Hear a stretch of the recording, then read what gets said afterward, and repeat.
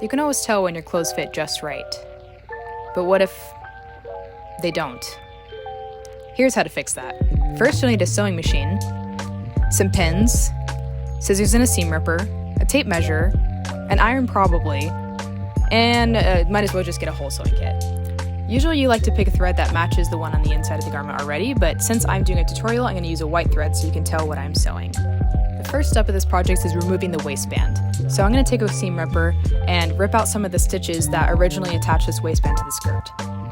You should be able to fully detach the waistband like this. Next, I'm going to cut that waistband in half. Next, we'll pin the two halves together so that we can create the garment that's at our desired size. I'm going to measure this so that I can remember the measurement that we had just in case the pins get a little bit messed up and so we can check later. Next, I'll sew those two pieces back together and I'll sew the middle part back together just so there's not any raw edges.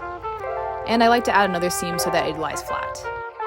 Next, we'll need to make some darts so that the skirt fits to the new waistband size. I'm going to start by drawing some lines where there's already a seam on the skirt, and we're going to pin how long we want the dart to be.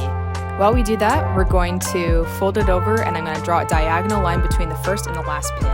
When it comes to sewing, you'll just sew along this line and make sure to repeat it on both darts. Next, I'll pin the skirt back to the waistband and we're going to sew it back together. You can check and flip it over to see how it looks just to make sure it doesn't look funny. Next, we'll sew along that line to make sure that we don't miss any spots.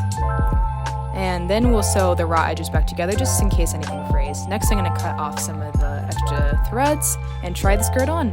I like how it looks, so I'm not going to do anything differently, and that's how you do it.